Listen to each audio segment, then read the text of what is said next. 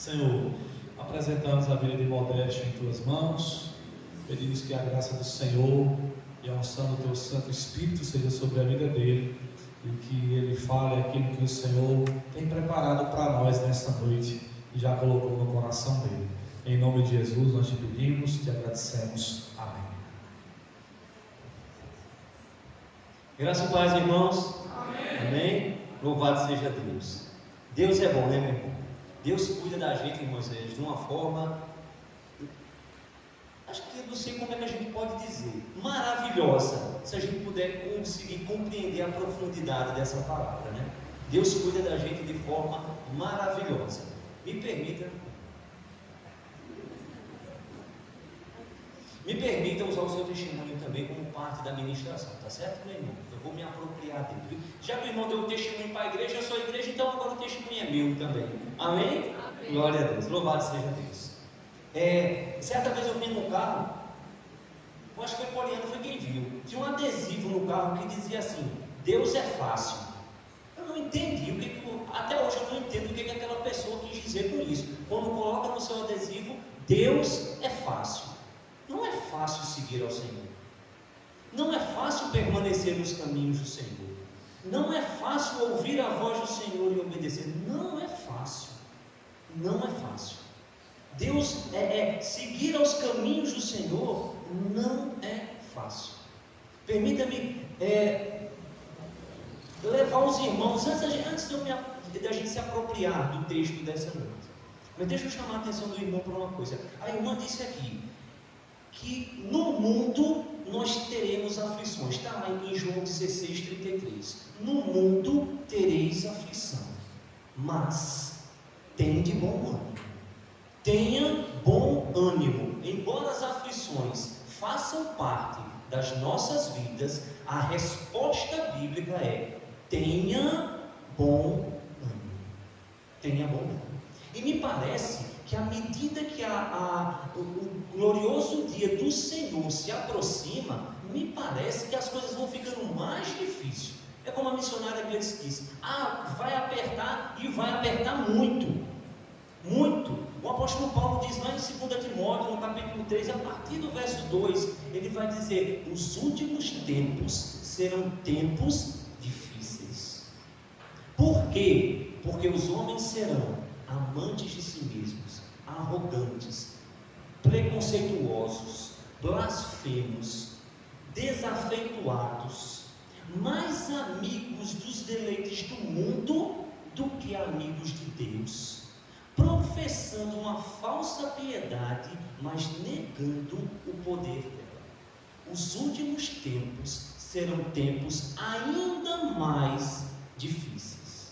E nós precisamos, conforme o testemunho dos irmãos aqui, viver, não é só orar, é viver em oração. Como você está imerso num bálsamo para preservar a nossa vida, a nossa integridade, a nossa mente, o nosso coração para o Senhor.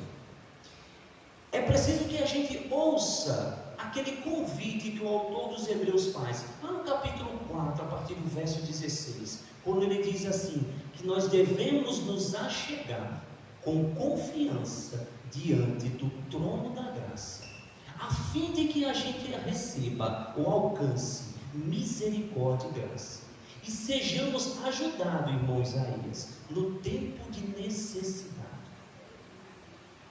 Eu quero dizer uma coisa para vocês, irmãos. Para você, especificamente, que está passando por aquela tempestade, que você que está passando por aquele momento que parece que você não vê luz, essa igreja, essas pessoas, é o consolo que Deus colocou na sua vida. As pessoas que estão aí do teu lado, é o consolo, é a provisão da consolação de Deus para a sua vida. E para você que não está no mar da tempestade nesse momento, saiba de uma coisa: você tem a função de ser consolador para aquela pessoa que está do teu lado.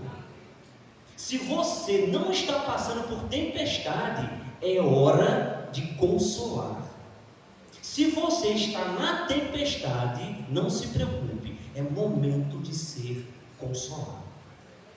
Eu digo isso porque quando eu me converti, se eu posso dizer assim, quando eu fui convertido pelo Senhor, eu tinha um irmão na fé, irmão Márcio Tenório, hoje ele dirige uma congregação lá no Alvinho, e ele me disse na porta do antigo Bom Preço: Modesto, se Deus não transformar a tua vida, eu rasgo a minha Bíblia, deixo de ser crente e a gente vai se embora, se acabar nesse mundo. Esse homem ficou comigo, trabalhando junto comigo, eu sem conseguir pagar ele sem conseguir sustentar a família dele, vivia também, o que comia era da agricultura, lá no sítio Alvinho, ele ainda trazia para a gente, não era por ele dividia a marmita dele comigo. Eu disse para ele: irmão, vá-se embora. Ele dizia: eu só saio daqui quando eu ver o que Deus vai fazer na tua vida. Consolados. E eu quero falar sobre isso com você nesta noite. Consolados para consolar. Ajudados para ajudar. Tu estás aqui, Isaías, porque Deus te preservou, não pelos seus belos olhos azuis, meu querido, é para que você ajude a outros. A outros. Abra sua Bíblia, lá em 2 Coríntios, no capítulo 1. Segura aí. Essa carta de Paulo aos Coríntios, quando ele escreve lá em Éfeso, na sua terceira viagem missionária, e ele começa a escrever essa carta, a igreja em Corinto, e a gente pode se apropriar e dizer a igreja em Campina Grande, nação evangélica. E Paulo escrevendo isso, ele escreve aos irmãos, e ele está em profunda angústia. Essa carta de 2 Coríntios é a carta mais pessoal do apóstolo Paulo. É tão pessoal que eu quero me referir ao apóstolo Paulo nessa noite como ao irmão Paulo. Tamanho é o caráter pessoal dessa carta. A gente vai se referir a ele como o irmão Paulo. E o irmão Paulo, escrevendo essa carta aos irmãos em Coríntios, ele se encontra em um profundo estado de abatimento, irmãos. O apóstolo Paulo, o homem que pregou, que plantou diversas igrejas, esse homem, nessa carta, está em profundo abatimento. Primeiramente, porque quando ele escreve essa carta, ele está esperando que Tito venha de Corinto e diga para ele como foi que os irmãos receberam a primeira carta. Que ele foi duro porque precisava ser e estava na direção do Senhor. Mas sabe quando a gente bate no filho da gente que parece que dói mais na gente do que no menino? Era o sentimento que Paulo estava vivendo. E ele disse, irmão Isaías, que ele passou por um momento na Ásia tão angustiante, que ele vai dizer que chegou a desesperar da própria vida. Você imagine Paulo dizendo isso? Chegamos ao ponto até de desesperar da própria vida. Tamanha era a angústia que o apóstolo Paulo estava vivendo naquele momento. Olha que interessante. É o apóstolo Paulo, mas é carne, é homem, como eu e como você é. Passa por tribulação, como nós passamos. E eu fico pensando, diante dessa tribulação, diante desse momento de desespero não, mas de abatimento que o apóstolo Paulo coloca, se fosse eu, talvez eu estivesse gritando: Deus, onde tu estás, Senhor? Talvez eu estivesse dizendo assim: Senhor, apressa-te, Senhor, em me salvar. Talvez eu tivesse dizendo: Senhor, por que eu, Senhor? E fazendo aquelas indagações que a gente gosta de fazer quando a gente passa por momentos de tribulação. Mas o apóstolo Paulo aqui, ele segue uma regra que eu acho espetacular.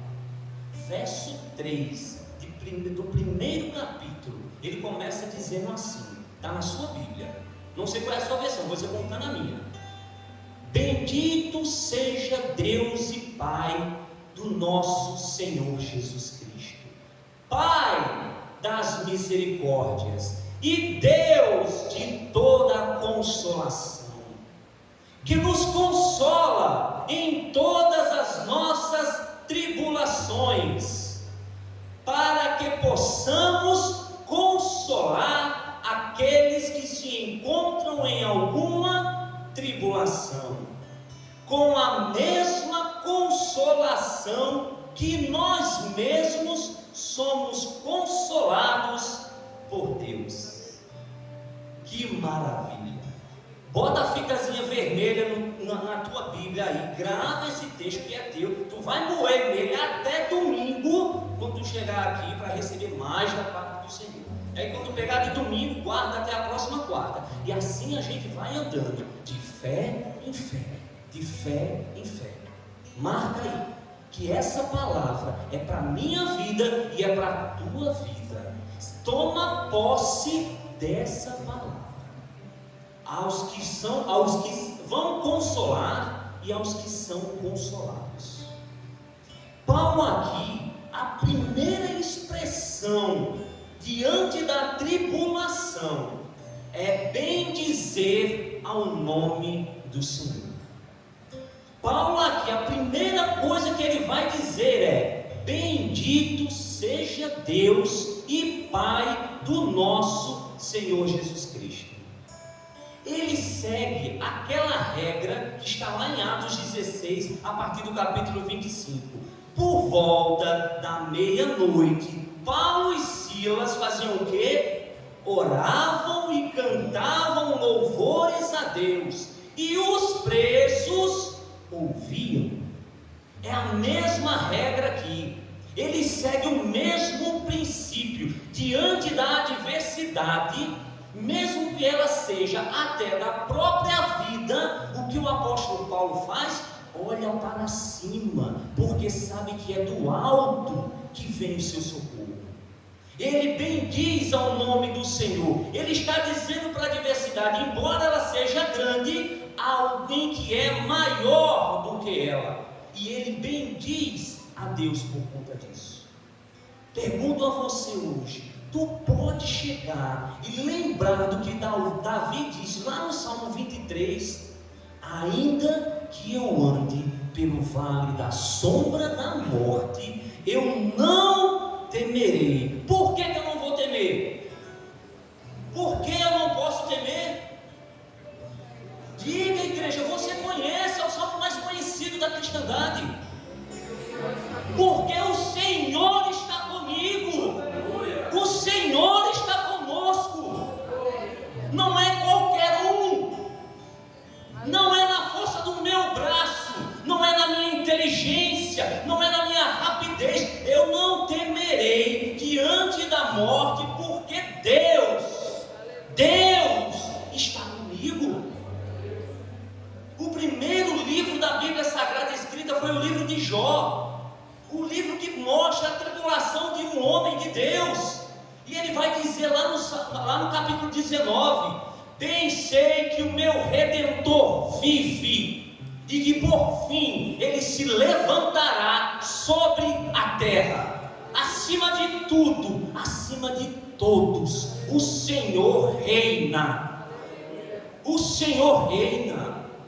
Bendiga o nome do Senhor, ainda que doa, ainda que você não entenda, ainda que você não consiga ver, porque você vive pela fé. Não é pelo que você vê, é pelo que você crê, é pelo que o Espírito Santo já colocou em seu coração.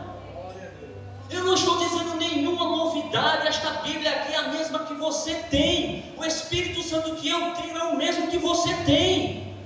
Nós servimos ao mesmo Deus, cremos no mesmo poder transformador. Diante da adversidade, diante do dia mau, diante da tempestade, eu não temerei, porque o Senhor está comigo. Ele disse, ele escreveu, ele preservou essa palavra: o Senhor está comigo. Bom, então se ele está comigo, quem é esse Deus? Bom, o próprio texto vai dizer, Ele é o Pai das misericórdias. Calma, a gente vai chegar na outra parte. É o Pai das misericórdias. E deixa eu chamar a atenção de você para uma coisa. Pai aqui não é no sentido paternal. Pai aqui é no sentido de origem, fonte. Só existe, presta atenção, só existe misericórdia em Deus. Não há misericórdia no homem, não há misericórdia na natureza, só há misericórdia no Criador. Ele é o Pai das misericórdias. E ele, inspirando o profeta Jeremias, ele vai dizer lá em Lamentações 3, e você também conhece que as misericórdias do Senhor são as causas de não sermos consumidos. E elas o quê? Se renovam a cada manhã. E eterna é a sua fidelidade. Deus não muda, como já foi dito aqui. Deus não muda. Deus é fiel. O Salmo 103 vai dizer: de eternidade a eternidade são as misericórdias do Senhor para aqueles que o temem, para aqueles que o respeitam, para aqueles que o colocam em primazia, em primeiro lugar. Tu acordou hoje e tu estás aqui até agora porque as misericórdias do Senhor se renovaram sobre a tua vida, sobre a minha vida. As misericórdias. Mas detalhe, aí ele vai mais além no seu hino de louvor a Deus. Ele diz: Ele é o Deus de toda a consolação. Além de tu encontrar nele misericórdia, escute, tu ainda vai encontrar nele consolação. Meia consolação? Não. Na minha Bíblia, não sei na sua, mas na minha Bíblia está escrito toda a consolação. Toda a consolação está em Deus. Significa dizer que fora de Deus nem há misericórdia e nem há consolação. Só existe misericórdia e consolação em Deus. Só em Deus. Não existe fora, só existe em Deus. Em 2 Coríntios, no capítulo 4, a partir do verso 8, ele vai dizer assim, olha, que em tudo nós somos perseguidos, mas não desamparados.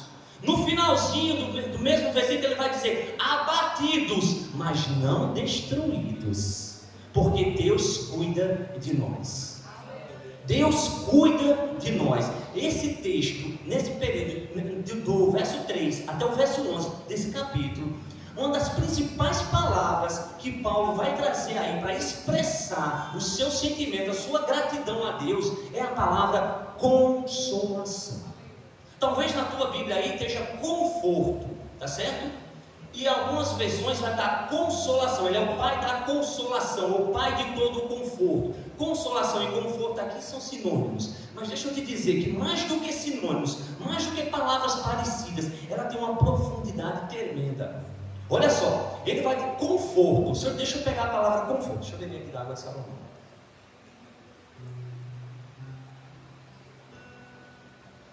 Conforto. Com, junto, forto, vem de força. Então, está junto ao lado para fortalecer. Na Bíblia, há um nome que é dado àquele personagem, ou àquela pessoa que se coloca ao lado para fortalecer, ao lado para confortar, ao lado para guiar. Como é o nome dado? Paracleto. Consolador. Consolador, confortador, aquele que se coloca ao lado, ei, ombro a ombro contigo, andando no caminho, ele não te deixa só, ele está do teu lado, te confortando, te consolando. Fato é que em João, no capítulo 14, a partir do verso 16, o próprio Senhor Jesus, ele vai dizer assim, olha, eu vou para o Pai, eu vou rogar ao Pai, e Ele enviará o quê? Outro Consolador, para que esteja convosco, que para sempre. Quando ele diz outro Consolador, ele já está assumindo ou declarando, revelando para a gente que Ele é também Consolador. Ele está dizendo, o Espírito Santo é um Consolador, eu sou um Consolador, o Espírito Santo é o outro Consolador, de mesma essência, de mesma natureza. Percebam, Jesus é Consolador, o Espírito Santo é Consolador. Jesus é Deus, o Espírito Santo é Deus. Então Paulo pode dizer que Ele é Deus de toda consolação. Louvado seja o nome do Senhor. Ele é Deus de toda consolação. Eu acho muito interessante, eu acho muito bonita a confissão de fé do povo judeu no Antigo Testamento. Está lá em Deuteronômio, no capítulo 6, a partir do verso 4. Ele vai dizer: ouça Israel, ouça a igreja do Senhor. Só existe um Deus. O nosso Deus é o único e verdadeiro Deus. Só existe um Deus, e é o nosso, é o que se revelou para nós, é o que nós conhecemos na pessoa bendita do Senhor Jesus, revelado na pessoa magnífica do Espírito Santo, visto nas Sagradas Escrituras, comprovado na vida da igreja. Ele é Deus, e Ele está conosco. Ele é nosso Consolador, Ele é aquele que se coloca ao lado, Ele é o Deus de toda a consolação. Não existe, amado irmão, amada irmã, não existe consolação fora de Deus.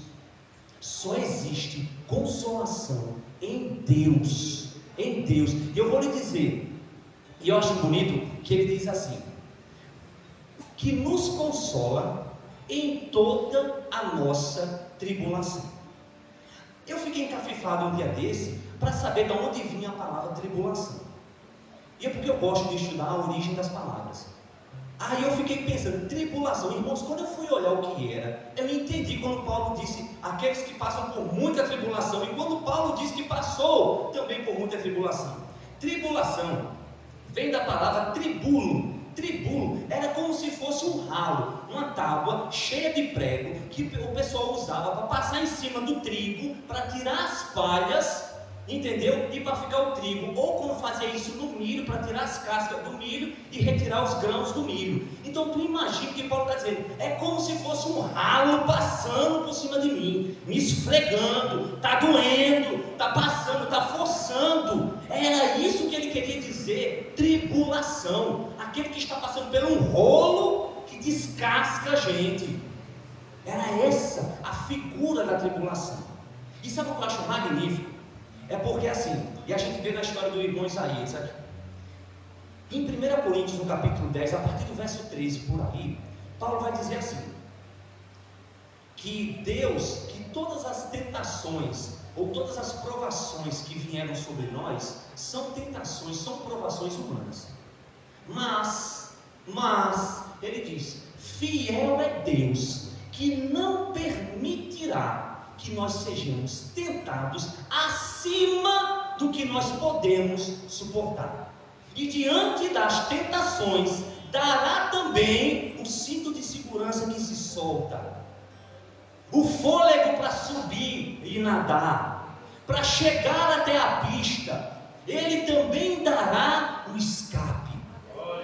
Ele também dará o escape, por pior que seja a situação, vai sempre brilhar uma luzinha no final do túnel. É a luz de Jesus dizendo: chegue, tu não estás só, eu estou contigo. Eu acho magnífico, pastor Aldo. Eu acho na nossa linguagem arretado um negócio desse, porque Deus está conosco. Conosco, Deus está conosco, o grande, o poderoso Deus, aquele que criou os céus e a terra, aquele, como diz o autor dos Hebreus no capítulo 1, aquele que sustenta todas as coisas pelo poder da sua palavra. Ele sustenta todas as coisas pela sua palavra, pelo poder que há em sua palavra, certo? Eu não vou lhe dar uma aula de ciência não, até mesmo porque eu não sou professor de ciência, mas escuta só, para eu fazer assim, ó, só para eu fazer isso, a Terra precisou girar 14 mil quilômetros por hora, manter-se na exata posição distante da Lua, que exerce gravidade sobre os mares, o maior produtor de oxigênio que acabou de descer pela minha goela. Tu estás entendendo? E esse oxigênio é gerado pela luz do sol, que está exatamente na mesma posição que Deus colocou desde que criou os céus e a terra. Eu estou dizendo para tu que a terra se mantém em estado de perfeito equilíbrio, porque o perfeito equilibrador está fazendo a sua parte. Está entendendo, irmãos? Aí a gente se pergunta, mas então, irmão, por que tanta coisa acontece comigo? Por que eu, sendo crente fiel a Deus, por que tanta coisa acontece comigo? Eu vou te dar 2 motivos para depois a gente entrar no restante. Primeiro, a Bíblia diz, o sábio Salomão disse lá em Eclesiastes, no capítulo 3, que tudo tem um tempo determinado. E há um tempo para todo o propósito debaixo do céu. Certo? E quando você pensar nisso, escute comigo o que Paulo diz. O irmão Paulo aqui diz lá em Romanos, no capítulo 11: ó profundidade das riquezas, tanto do conhecimento quanto da sabedoria de Deus. Aí receba para tu: quão insondáveis são os seus juízos, e quão inescrutáveis os seus caminhos. Então, baixa a bola. A tua vida e a minha vida não pertence mais a gente, pertence ao Senhor Jesus. A razão do nosso viver agora não é mais nossa, é estar no reino de Deus, é fazer parte dos planos de Deus, Isaías. E segundo o irmão Jó, lá no capítulo 42, os planos de Deus não podem ser frustrados. Não pode, não há como se frustrar os planos do Senhor. Então ele fez e vai continuar fazendo segundo o conselho de sua própria sabedoria, porque ele mesmo diz: aquilo que eu me propus a fazer será feito, e ele usará a nossa vida. Então, irmãos, quando você pensar nisso, pense no que o apóstolo está dizendo aí, logo depois dele dizer assim, que ele nos consola em toda a nossa tribulação. Aí ele diz: por que, irmão Isaías? Porque Deus te livrou daquele acidente, porque Deus tem preservado a nossa vida. Por quê? Aí o apóstolo Paulo vai dizer: para que você também console a outros que estão passando por tribulações. Você é consolador, é instrumento de consolação para a pessoa que está sentadinha aí ao teu lado. Lembra que esse ano é o ano que Deus está trazendo a gente para a comunhão, está trazendo a gente para um momento de mais intimidade entre a gente. Oi, irmãos, que comunhão há quando Paulo diz: chorai com os que choram e se alegrai com os que se alegram. Que comunhão maravilhosa há quando ele diz em Gálatas 6, capítulo 2: levai a carga uns dos outros e assim cumpris a lei de Cristo. Que comunhão maravilhosa há quando ele diz lá em Atos, no capítulo 14, quando ele diz que os discípulos fortaleciam uns aos outros para que permanecessem de pé. Tá ligado? Efésios 6,13, para que no final esteja o quê? Firmes, seja de pé, seja sobre a rocha, firmado na rocha. Daria-nos, ainda que o vento venha, que eu me curve para um lado, que eu me abaixo, que eu até choro, mas eu ainda estou aqui, eu ainda estou na rocha, eu ainda estou de pé. Entendeu, irmãos? A gente ainda está de pé, abatidos, mas não destruídos, perseguidos, mas não desamparados, não destruídos. Percebe? Olha, aí Paulo está dizendo assim: para que a gente permaneça nele, permaneça na fé, permaneça olhando para ele. E aí ele diz para que os discípulos consolem uns aos outros e para que eles permaneçam na fé e entendam que por muitas tribulações importa que entremos no reino dos céus. Muita tribulação importa para que entremos no reino dos céus. A nossa passagem por esta vida terá tribulação, é inevitável. E o consolo de Deus para mim é a ação evangélica no católico. A minha consolação diante das tribulações são meus 4 pastores, são meus irmãos, são meus diáconos, viu, Marconi? Meu diácono, que foi Deus que deu a igreja, e aí eu faço parte dessa igreja. Então você que é meu diácono, é o meu pastor, é a minha missionária, porque Deus me deu, me fez fazer parte desse lugar, e eu tenho que desfrutar disso. E quando estiver doendo, eu tenho que ter coragem para levantar a mão e pedir ajuda. Eu assisti um desenho com meu menino, minha menina, e era a história de um tatuzinho e um cavalo bem forte. E o tatuzinho perguntou para o cavalo: qual foi a coisa mais forte que você já disse? Aí o cavalo respondeu com aquela toda a impulância dele, respondeu assim: me ajude. Pedir ajuda é um ato de coragem. Pedir ajuda é um ato de coragem. Certo? A gente não se omite quando está doendo. Avise que, por mais que os nossos pastores tenham revelação, não tem bola de cristal. Avise para quem está do lado. Será que nessa igreja eu não tenho ninguém que eu possa dizer que está doendo? Ivo, eu pequei contra o Senhor, fiz o que não agrada. Será que eu não tenho ninguém que eu possa dizer isso? Então tem alguma coisa errada comigo.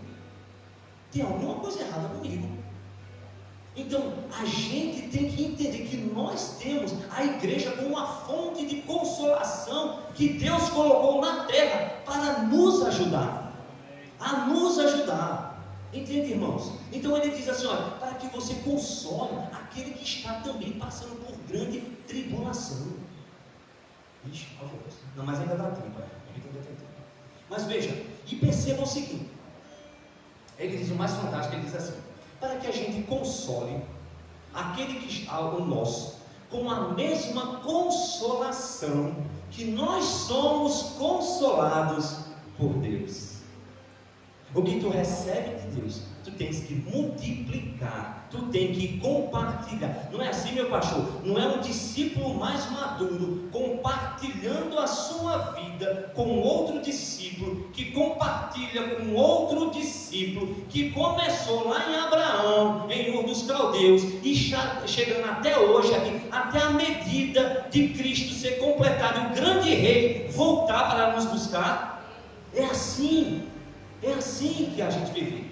E a gente tem que se doar para outra pessoa também, compartilhar a nossa vida com a outra pessoa.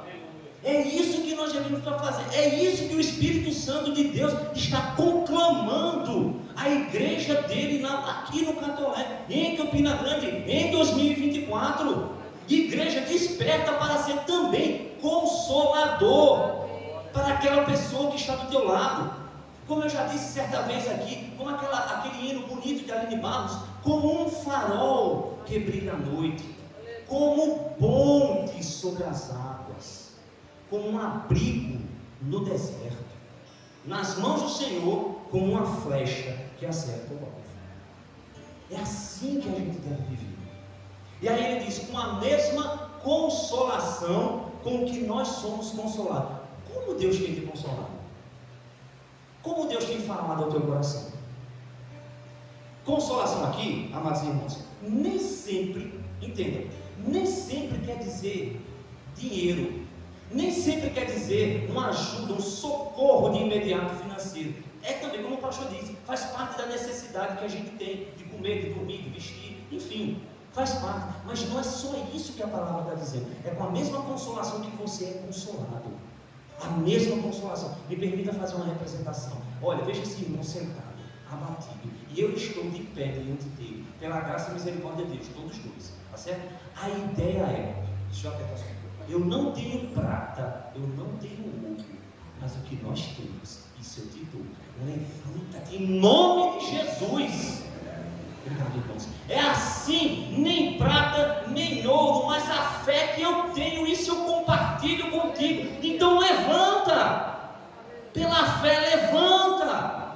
Vamos crer juntos, vamos chorar juntos, vamos buscar ao Senhor juntos. Está doendo, Valéria? Vamos buscar ao Senhor juntos, vamos descer, vamos lutar junto pela fé, vamos te alegrar no dia da vitória do outro. Vamos buscar ao Senhor Senhor juntos.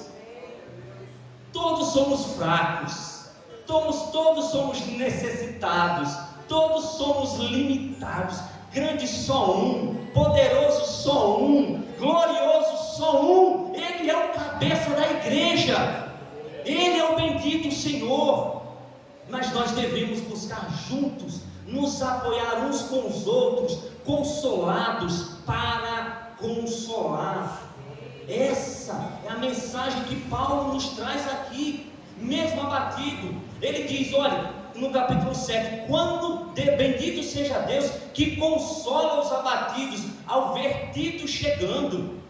Quando ele vê Tito chegando, trazendo as informações de Corinto, ele se alegra, ele é consolado naquele momento com o irmão, olha, o poderoso apóstolo Paulo, abatido e também consolado.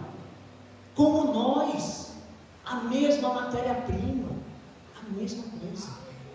E sabe o que eu acho interessante? Lá no verso 9 aí na tua Bíblia, ele vai dizer, nós mesmos já tínhamos a sentença de morte. Eu acho arretado aqui, que aqui ele iguala todo mundo, o consolador com o consolado. Ele iguala todo mundo, ele diz, olha, para que nós não confiássemos em nós mesmos, mas para que confiássemos no Deus que ressuscita mortos.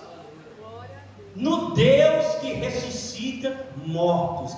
Isso quer dizer que diante da morte, ainda que a gente morra nessa terra, nessa terra, ainda que a gente morra nessa terra, Deus é poderoso para nos ressuscitar.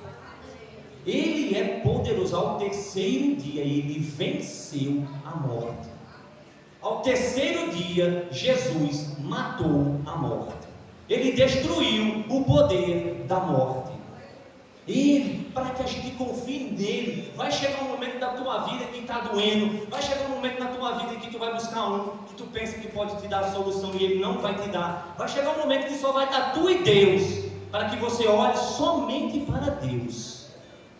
Somente para Deus. Para que você confie somente nele. Somente nele. Chega, meu irmão, para tu me ajudar aqui. Porque se eu for cantar, eu vou destruir a administração. Então perceba o seguinte, irmãos, nessa caminhada da gente, deixa eu te dizer um negócio, só há um lugar que a gente pode encontrar consolação. Só há um lugar, escute bem, você que está passando por um momento difícil, você que está passando, escute, só há um lugar onde você pode encontrar consolo da parte de Deus. Eu queria que minha irmã Rose concluísse essa ministração com esse louvor e que você meditasse. E quando você abrisse a boca, você tivesse, como foi dito aqui, consciência daquilo que você está falando para o Senhor. Só há um lugar de descanso para o povo do Senhor. Esse lugar, como diz o livro, esse lugar é no Senhor. Deus abençoe Deus. Se a gente não se vê mais, até Jerusalém. Amém? De descanso você pode se colocar em pé, você pode louvar. de refrigério em ti. Há um lugar onde a verdade reina.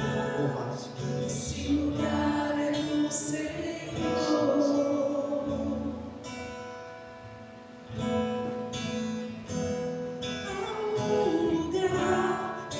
As pessoas não influenciam.